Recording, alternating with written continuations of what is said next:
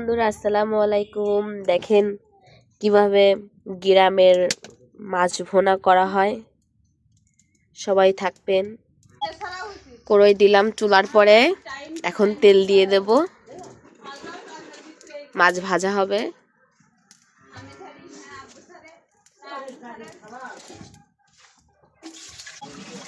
হালকা একটুখানি নুন দিয়ে দেব, মাছটা উঠবে ভালো।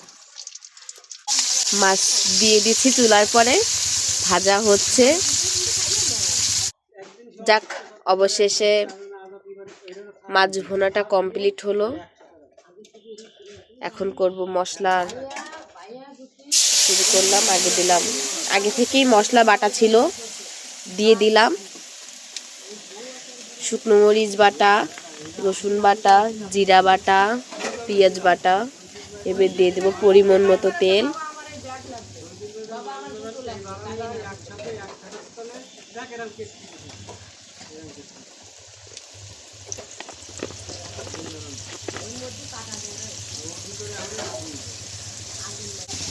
দিয়ে দেবো হলুদের গুঁড়া, পরিমাণ মতো লবণ দিলাম, আর আছে মরিচের গুঁড়া।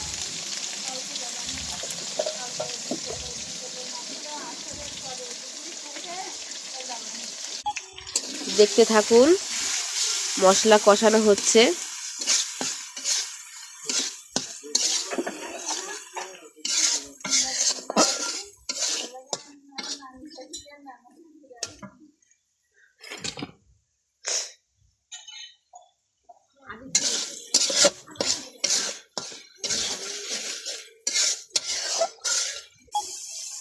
হালকা একটু পানি দিয়ে মশলাটা কষিয়ে নিব।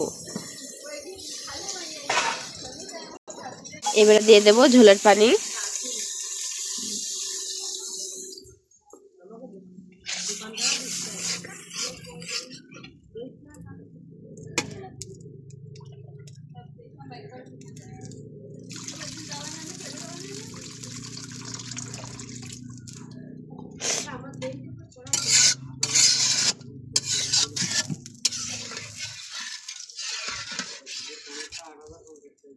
এটা হচ্ছে সকালের রান্না, যে মাছ ভুনা করা রয়েছে, মাছ ভাজা রয়েছে, এটা এখন দিয়ে দেব।